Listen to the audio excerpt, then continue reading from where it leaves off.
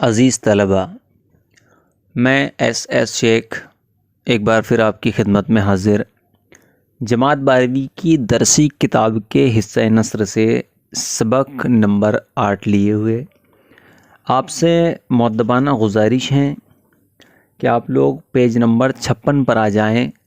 آج ہم اس سبق کا یعنی سبق نمبر 8 بگل بردار کا چوتھا حصہ دیکھنے والے ہیں، اور یہاں پر انشاءاللہ آج یہ سبق ہمارا ختم ہوگا۔ آپ لوگ آپ کی درسی کتاب کے پیج نمبر 56 پر آ جائیں، ہم سبق شروع کرتے ہیں۔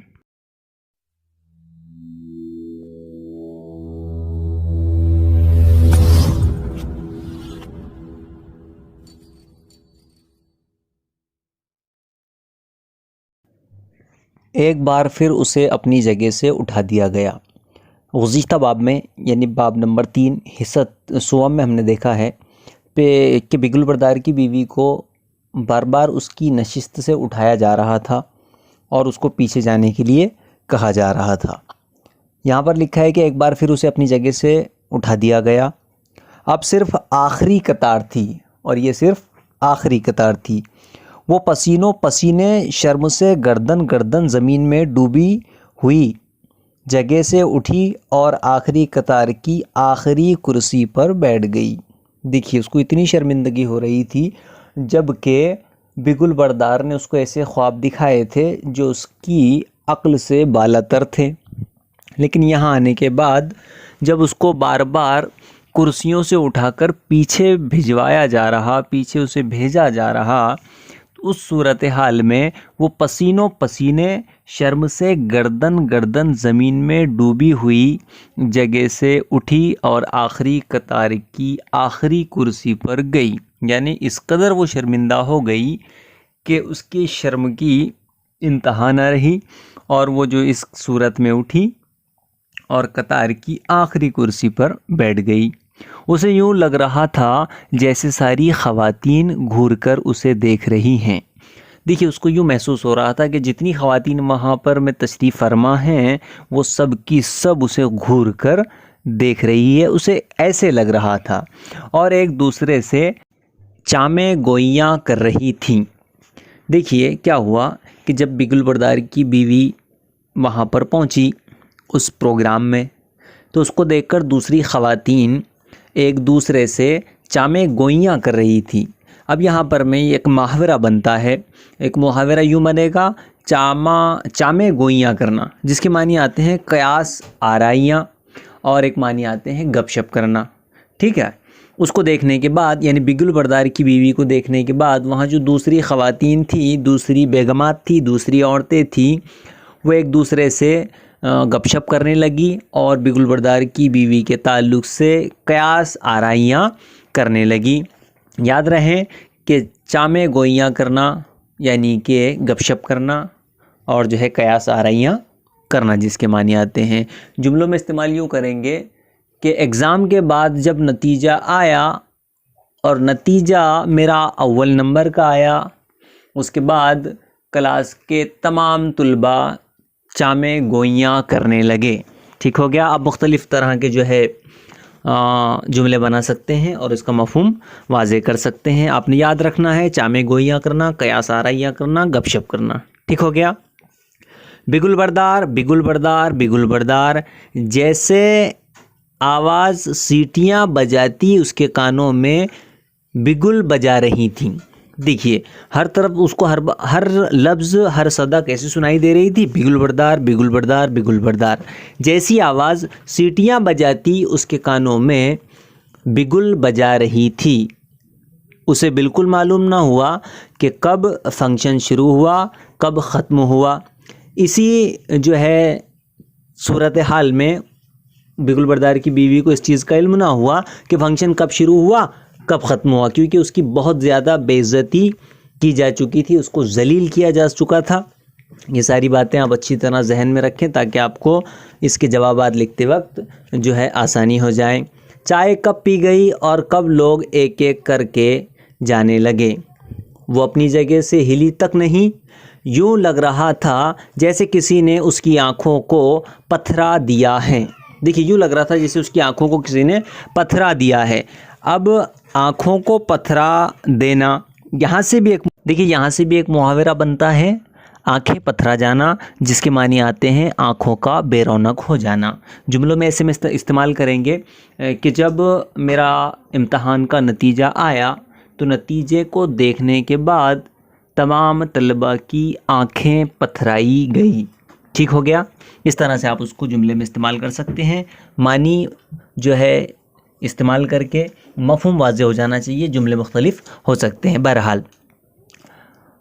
یوں لگ رہا تھا جیسے اس نے اس کی آنکھوں کو پتھرا دیا اور ٹانگیں پتھر کی سیلیں بن گئی، اور اس کی جو ٹانگیں ہیں، اس کے جو پیر ہے، وہ پتھر کی سیلیں بن گئی۔ کچھ اس طرح کی کیفیت اس کی ہوئی۔ جب بہت دیر ہو گئی اور وہ باہر نہ نکلی تو بگل بردار اسے تلاش کرتا ہوا اندر آ گیا، اور جب بہت دیر ہو گئی اور وہ نظر نہ آئی، اس کو نہ ملی، تو اسے ڈھونڈتا ہوا، تلاش کرتا ہوا بگل بردار اندر آ گیا جہاں پر میں خواتین تشریف رکھتی تھیں۔ وہ اس طرح چپ چاپ کرسی پر بیٹھی تھی جیسے کسی نے اسے اور کرسی کو ایک ہی پتھر سے تراشا ہو۔ دیکھیے وہ اس قدر خاموش بیٹھی ہوئی تھی جیسے یوں لگ رہا تھا کہ کسی نے ایک پتھر پر ایک ایسی مورتی بنا دی ہے کہ جو کرسی پر بیٹھی ہوئی ہو، بالکل اس کی اور کرسی کی صورت ایسی تھی، یعنی وہ ساقط ہو گئی تھی، مانند مورتی بن گئی تھی۔ کس وجہ سے؟ یاد رکھیں، شرمندگی کی وجہ سے۔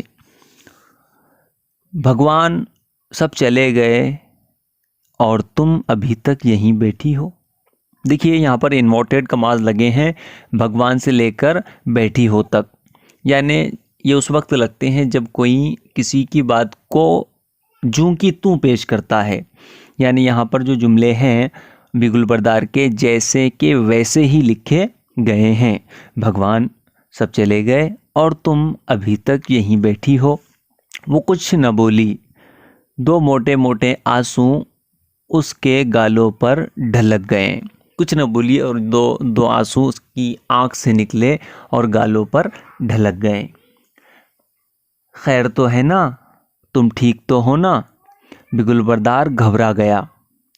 کچھ نہیں، وہ تیزی سے اٹھی اور تقریباً دوڑتی ہوئی باہر نکل گئی، وہ آگے آگے اور بگل بردار پیچھے پیچھے۔ راستے بھر اس نے کوئی بات نہ کی، لیکن گھر کی دہلیز پار کرتے ہی وہ پھونٹ پھونٹ کر رونے لگی۔ دیکھیے کیا کنڈیشن ہوئی کہ جب بگل بردار نے اس سے پوچھا خیر تو ہے، تم ٹھیک تو ہو نا، بگل بردار گھبرا گیا تھا۔ کچھ نہیں، وہ تیزی سے اٹھی اور تقریباً دوڑتی ہوئی باہر نکلی۔ اس نے کوئی اس سے بات چیت نہیں کی اور تقریباً تیزی سے اٹھی اور باہر نکل گئی۔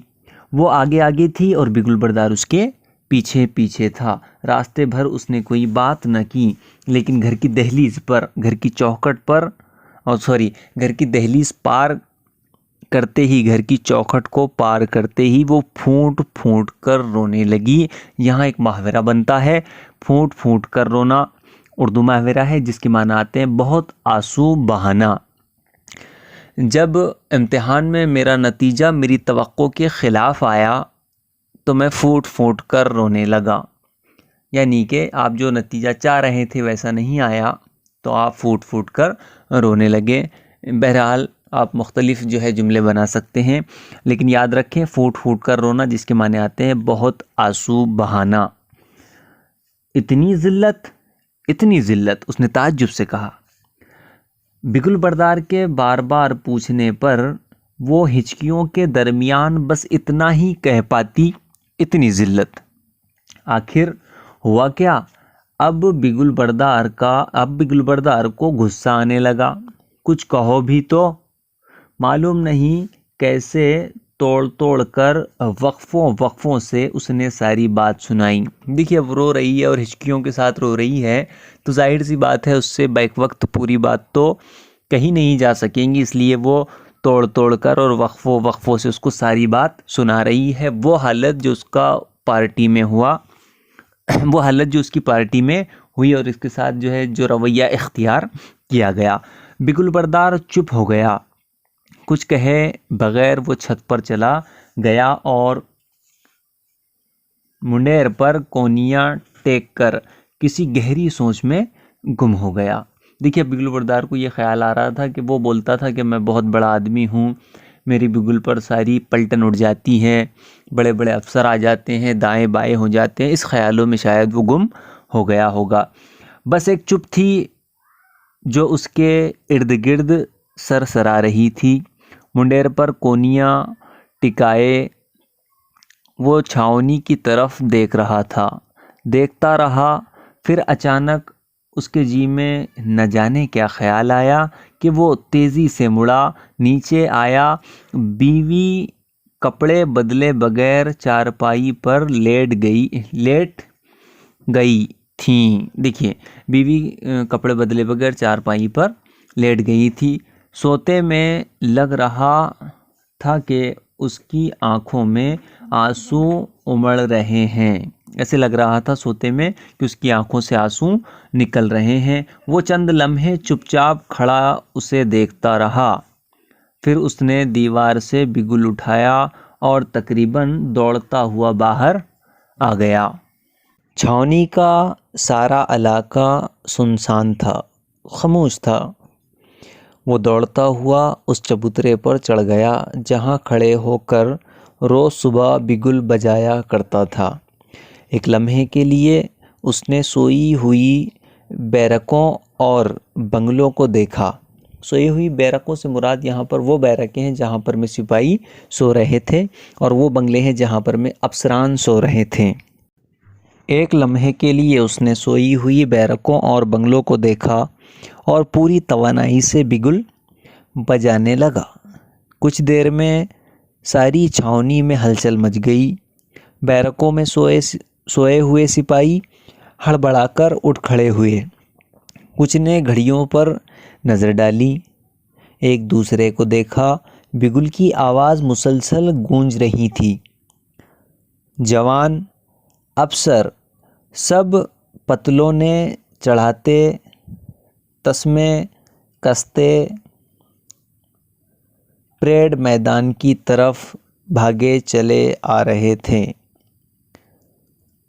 کمانڈنٹ، ڈپٹی کمانڈنٹ سب آگے پیچھے ایک دوسرے سے پوچھتے، کیا ہوا؟ اس وقت کیوں؟ قطاریں بن گئی۔ بگل مسلسل بج رہا تھا۔ چھوٹے افسر نے بڑے سے، بڑے نے اپنے بڑے سے، ڈپٹی نے کمانڈنٹ سے پوچھا، سر یہ ایمرجنسی کیسی؟ کمانڈنٹ نے لا علمی میں سر ہلایا۔ لا علمی میں سر ہلانا یعنی کہ نفی میں سر ہلانا، یعنی ایسے سر ہلانا جیسے اسے اس چیز کا علم نہ ہو۔ بگل تھا کہ مسلسل بج رہا تھا، بجانے والا اس کا سانس پھول گیا تھا، سینہ دھنکنی بن گیا تھا۔ دیکھیے دھنکنی کہتے ہیں آگ پھونکنے کا آلہ ہوتا ہے، کمار اکثر اسے استعمال کرتا ہے۔ آگ جلا کر جب وہ آگ کو پھونکتا ہے تو وہ دھنکنی کا استعمال کرتا ہے، چمڑے کی بنی ہوتی ہے۔ بہرحال اس کا سینہ پھول گیا تھا، سینہ دھنکنی بن گیا تھا۔ لیکن بگل، جب کمانڈنٹ نے آگے بڑھ کر اس کے ہاتھوں سے بگل چھینا تو اس کی آنکھوں سے آنسو بہہ جا رہے تھے۔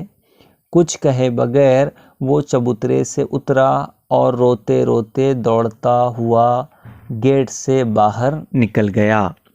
دیکھیے اب جو خوش فہمی بگل بردار کو یہاں پر میں تھی وہ پوری طرح سے غلط فہمی میں تبدیل ہو گئی۔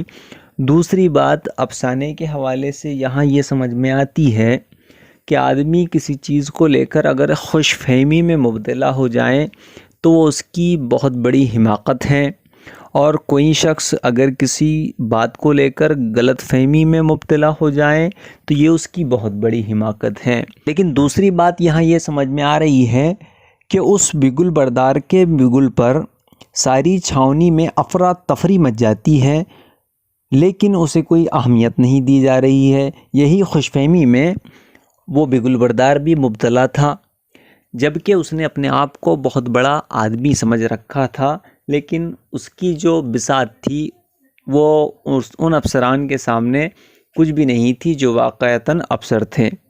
یعنی اس بگل بردار کی خوش فہمی کا بت اس طرح سے ریزہ ریزہ ہو گیا کہ اب کبھی وہ بن نہیں پائے گا۔ بہرحال یہاں پر میں ہمارا سبق نمبر 8 بگل بردار مکمل ہوا۔ اب مجھے آپ دیجئے اجازت، اس کے بعد والی ویڈیو لیکچر میں انشاءاللہ اس سبق کی مشقی سرگرمیاں حل کروا دوں گا، اور آپ نے اگر ابھی تک کہ اس کے پارٹ نمبر 2، 3 اور 1 نہیں دیکھا ہے تو پہلے آپ اس کو جا کر دیکھ لیں۔ اس کی لنک میں جو ہے آئی بٹن میں دے دوں گا تاکہ آپ کو دیکھنے میں آسانی ہو جائے، یا پھر چینل کی پلے لسٹ میں جا کر آپ دیکھ لیں، وہاں پر میں اس سبق کی تمام ویڈیو موجود ہے۔ اب مجھے دیجئے اجازت، پھر ملتے ہیں نیکسٹ ویڈیو میں، تب تک کے لیے والسلام۔